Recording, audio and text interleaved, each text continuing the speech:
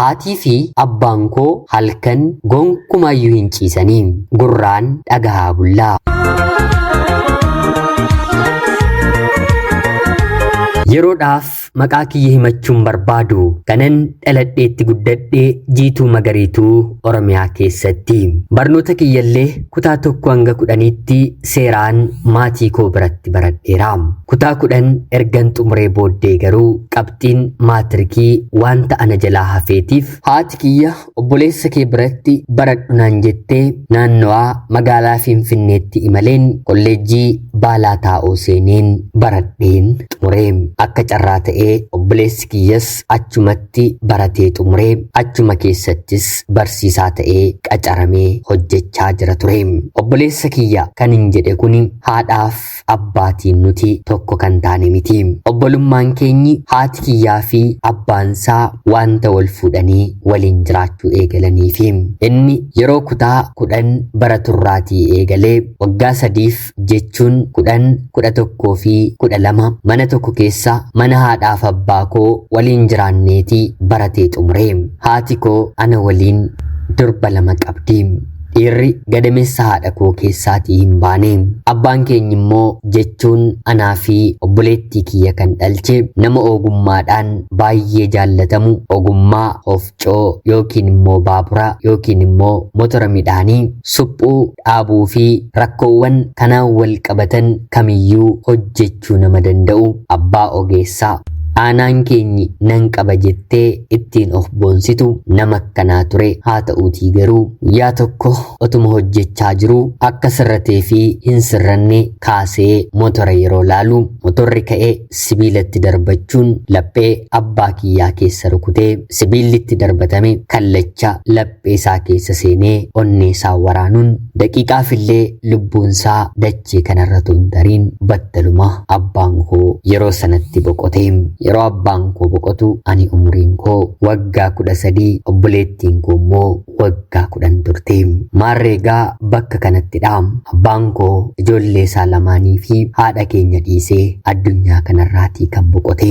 Haati kiyya maal akka taateettu hin beeku. Abbaan koo boqotee torbanuma sana heerumte jechuun hin danda'a. Namni isheen haati kiyya itti heerumte abbaa koodhaaf re'aa waliin oolanii kan ba'an waliin nyaatanii kan dhugan innis ta'e mucaansaa mana keenyaatii yeroo hundaa kan nyaatanii kan dhugan ofii haati manaansaallee akkanuma dhukkubsattee kan boqotte ilma isaa waggaa dheeraadhaaf qofaatti guddisaa kan ture nama nuti akka abbaa keenyaatti dursineellee ilaallu turre. Namni kun abbaa koodhaaf akkuma isiniin jedhe hiriyaadha. Bakka hojiillee yeroo hedduu waliin deemee waliin hojjeta. Haadha kootu mana keenyatti buddeena nyaataa tolchaaf mana isaa fi mana keenya gidduus mana 2 qofaatu gidduu keenya jira. Nama nuti abbaa keenyaaf re'aa dhugaa re'aa qulqulluu jennu turetu haadha keenya fuudhee. Jalqabumaa gadda abbaa kootii kaasee inni mana keenyaa hin deemne ture. Haa ta'uutii garuu dubbiin karaa duubaa durumayyuu wanti jalqabame ni jira natti fakkaata. Du'a abbaa koo booddee immoo haati kiyyas otoon saalfatiin innis otoon saalfatiin waliin jireenya eegalanii mana keenyaa bahee mana isaa buluu dhiisee hinumaa guyyaa tokko immoo anaa fi obboleettii koo qofaasaadha deemaa bira bulaa. Anaa fi inni har'a mana kanatti wanta mari'annu qabna jechuun haati keenyi nu erguullee jalqabde. Haati koo abbaa koo waliin waggaa 14 ol waliin jiraataniiru. Edaa jaalalli isaanii waggaa 14 abbaan koo boqotee foon isaa biyyee erga tuqee booda hundumtuu dagatame. Hayyuu kitaaba afaan Oromoo kan ta'e Eebbisaa Baay'isaan yeroo tokko kitaaba isaa irratti akkana jedhee barreessee ture. Kitaabota inni hiike keessaa isa kam keessaa akka ta'e ta'uu beekuu baadhus haa ta'uutii garuu waan kana dubbiseen abbaa koo yeroon yaadadhu dhugaa akka ta'e mirkaneeffadhe. Gaafa duutu gaa'ela godhatteetta taanaan daqiiqaa 2 lubbuun si keessaa baatirraatii kaasee maqaa kana dura waamamtuun waamamta otoo hin taane reeffa jedhamta. Abaluun bahemoo jedhama otoo hin taane reeffi bahemoo jedhama. Guyyaama mana sana keessaatii baatu jechuudha. Nama waliin waggaa hamma kana jiraattee guyyaa tokko yookiin immoo sa'aatii muraasa booddee boolla qotameeti siif awwaalama. Haati manaan kee, ijoolleen kee, yoo dubartii taate immoo abbaan manaan kee guyyaa sana akka ajaa'ibaatti siif boo'u. Boolla sana keessa galtee guyyaa 3 booddee foon umurii hamma kanaa waliin guddatte tortoruu ajaa'uudhaan baakteeriyaamti qaama kee keessaa nyaata ati kennitu soorachaa ture foon kee nyaachuu jalqaba. Torbee booddee rifeensi kee ni buqqa'a. Qeensi kees quba kee irraa gadhiisa. Haadha manaa kee yookiin immoo abbaa manaa kee namoonni maddii jiran jabaadhu inni yookiin immoo isheen duuteetti jechuun si dagachuu jalqabdi. Baatii tokko yookiin immoo baatii 2 booddee waa'ee kee otoo hin taane ijoolleen kee waa'ee qabeenya kee yaaduu jalqabu. Abbaan keenyi haati keenyi kana nuuf dhiistee kana nuuf dhiisee boqoteera jedhu. Baatii tokko baatii 2 booddee haati manaan kee yookiin abbaan manaan kee akka duriitti deebi'ee kolfuu yookiin immoo seeqa'uun eegala yookiin immoo eegalti. Sanaan booddee namatti siqu hireen gaa'ela koottaanu eenyudha jedhee yookiin immoo jettee yaaduun eegalama. Waggaa tokko booddee maqaa kee kan yaadatu tarii yoo ijoollee qabaatte mana barnootaatti yookiin namoonni dur hiriyaa kee turan mucaa abaluuti jedhamee yeroo waamamuu qofadha. Kanaan ala dagatamtee achumaan haftaa. Yeroo jiraattu duutee booda eenyuyyuu waa'ee keef dhimma akka hin qabne beekii hubadhu jiraadhu jechuun gorsa jabaa tokko kennaam. Abbaan keenyi boqotee haati keenyi guyyaama sanadha abbaa keenya dagattee. Dhugaa dubbachuudhaaf du'a abbaa keenya irratti kan miidhame anadha. Obboleettii korraa yeroo sana xiqqoo kan hubatu ana waan na ta'eefi maarreegaa wanta hin jaallanne haadha korraa arguun jalqabe. Obboleettiin koo kanuma akka ta'ellee yerooma kanatti illee hin shakkitu ture. Yeroo sanarraatii kaasee dhagaa guyyaa tokko mana isaa guyyaa tokko mana keenya buluu kan eegallee. Kanaan otoo jirru yeroo baatii 6 hin guunne keessatti abbaan buddeenaa keenya kun mana isaa gurguree meeshaawwan mana isaa keessaa immoo mana keenyatti fidee ilma isaa waliin nu waliin jiraachuu kan eegalee. Muraasa booddee haati keenyis suuqii kan mataa ishee ni qabdi ture. Erga manni suni gurguramee booddee anaa fi obboleettii koodhaan deemaatii achi bulaanuun jechuun guyyaa tokko tokko achi nu bulchuu eegalte. Haa ta'uutii garuu yeroo ta'e roobni akka wayii roobee halkan hattuun dhufanii suuqii mana keenyaa yeroo kutanitti nutis dammaqnee iyyinee iyya keessa namni nu dirmatu dhibus. Haa ta'uutii garuu hattuun naatee nurraa deemnaan haati koo guyyaa sanarraatii kaasee suuqii kana keessa ijoolleen koo hin bultu jechuun mana keessa buluu eegallee. Manni keenyi mana dhoqqeerraatii ijaaramedha. Balballi fuulduraaf duuba malee gara biraan hin jiru. Kutaawwan mana keessaa inni kaan uffata yookiin immoo maggaarajaatiin adda qoqqoodama. Maarreegaa yeroo kanatti ture haati kiyyaa fi abbaan buddeenaa koo wanta isaan raawwatan halkan jechuudha. Ana obboleettii koo fi mucaan abbaa buddeenaa keenyaa kun dhagahuu kan eegallee. Sanarratti sadan keenyuu bakkuma tokko waan ciisnuuf yeroo isaan waan kana jalqaban hirriba keessa jirrallee yoo taane akka qoosaa goonee sagalee keenya gadi qabnee wal dadammaqsinaa. Keessumaa obboleessi keenyi kun hin dammaqsaa. Ilaa kunoo jalqabanii nuun jedha. Maarreegaa kana qofaatiin kan dhaabbatu miti. Gara jalqabaa haadha kiyyas ta'e abbaa buddeenaa koo argaama isaanii jibbuun eegalee. Itti aanuun nyaata haati kiyya naaf kennitu harkaa fuudheellee nyaachuu nan jibbee. Haa ta'uutii garuu daftee heerumuu isheetti akkan jibbeeru waan beekteef haati kiyyas anaatiin na jibbite. Kanaan sanyii abbaa kee durumayyuu ati gara abbaa kee gortee dubbatta anaaf hin yaaddu anaaf hin ootu fi kanneen kana fakkaataniin na tuquu eegalte. Haa ta'uutii garuu karaa biraa immoo obboleessi kiyya kun halkan obboleettiin koo yeroo callistu gara kiyyatti darbuun na rakkisuu na tuttuquu eegalee. Anis hangan danda'e ofirraa isaan qaba. Haadha koo waama nan iyya jechuun sagalee garaagaraatiin guyyaa hedduu harkasaa ofirraa qabeera. Haa ta'uutii garuu guyyaa tokko anaaf isaan haati kiyyaa baadiyyaatii midhaan naaf fidaa jettee nu ergite. Tole jennee deemnee baadiyyaadhaas maatii ishee midhaan safarsiisnee ani dugdatti inni mataatti baatee deemnee otoo dhufaa jirru dadhabnee irraatii kottu mana kana jalatti ni boqonna naan jechuun obboleessi kiyyumti kun mana tokko jalatti akka boqonnu nu taasise. Mana sana keessa seenuunis banaa onadha maaltu as keessa jira jedhee seenee anaan illee kottu ilaali wanta namni asitti gatu jechuun mana ona sana keessa kondomii garaagaraa gatamee mana keessa guuteeru natti argisiise. Kana qofaa miti wanta akka baala afameeru ni jira. Midhaan keenya ol finnee xiqqoo yoo bakka kana boqonne hojjechuun ofii deemee midhaan sana fidee kanaan booddee manni sun akka dukkanaati. Uffata kiyya ol narraa fuudhee kan ati manatti na didaa turte kana miti jechuun dirqiidhaan bakka kanatti afaan koo uffata kiyyaa nukkaamsee obboleessi koo kuni na gudeede. Kanaan kabaja kiyya umurii waggaa 13tti abbaan koo boqotee baatii 7 booddee nan dhabe. Yeroo sanarraatii kaasee haati kiyyaa fi abbaan buddeenaa kiyyaa yeroo waliin ciisan sagaleewwan kana yeroon dhaga'u akka durii nan jibba otoo hin taane miirri kiyyas battaluma na qoru eegalee. Obboleettiin kiyya akka ciisteettu ilaallatee obboleessi koo dhufee narra koruun waliin ciisu eegallee. Yeroo walitti deddeebinu anis mi'eeffadheen araada natti ta'e. Yeroo mana jirrus yeroo suqii deemnus haala dhokataa yeroo argamne kamittiyyuu anaaf inni wal qunnamtii saalaa walitti raawwannaa. Waggaa 2 guutuu ana waliin bifa kanaan dabarse. Waggaa 2 booddee ana qofa otoo hin taane obboleettii kiyyas haala kamiin akka inni kanatti galchee hin beeku. Isheenis kana keessa seentee hinumaa kana naan caaltu taatee argamtee waa'ee wanta kanaa anaaf isheen ifaaf ifatti walitti haasa'uu eegallee.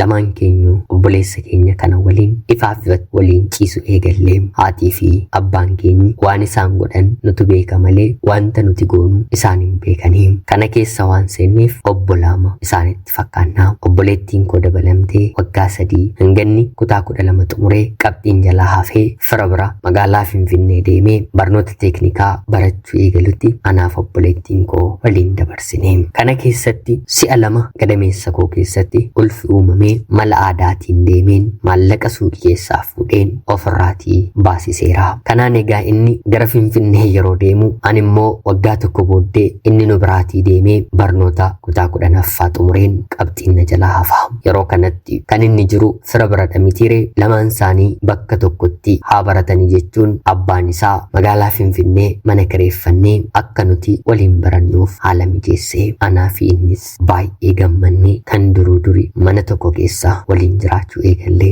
araada addaa obbolaan lamaan walitti taanee cubbuu kan jedhame anaaf inni waliin kan hin raawwanne hin qabnu. Laaptooppii tokko itti baradhu jedhee eessumni isaa kenneeraa fi isarratti barnoota otoo hin taane fiilmii saalqunnamtii garaagaraa halkan banuun akka fardaa wal yaabaa bullaa jireenyi keenya kana ta'e. Kanaan maarree ani isaatiin akka abbaa manaa kootti innis anaan akka haadha manaa isaatti wal ilaaluu jalqabne. Ammallee Finfinnee dhufeen takkaa gadameessa koo keessaa ulfa baaseera. Akka dubartii heerumtee qoricha waggaa 3 harka kiyya keessa kaawwadheen waliin jiraachuu ittiin fufee. Yeroo ayyaanaa yookiin immoo ganna gara biyyaatti yeroo gallu akkuma dur wal barsiisne obboleessi kiyya kun obboleettii koo waliin ciisa. Yeroo kanallee nan goomatiin naan jedhe abbaan keenya boqotee cubbuu kanarratti kufne. Kanaan innis eebbifamee achuma bakka barannutti hojii argate. Anis waggaa tokko booddee baradhee xumureen faabrikaa keessaa hojiin argadhe. Kanaan jireenyi keenya itti fufee waggaa 4 ergan eebbifamee booddeellee manuma tokko erga waliin turree booda hundaafuu anaafsi wal fuudhuu hin dandeenyu jedhee nama jaallate na barsiisee gaa'ela ishee waliin dhaabbatee yeroo kanatti ture. Anaaf inni yeroo jalqabaaf kan walitti buune.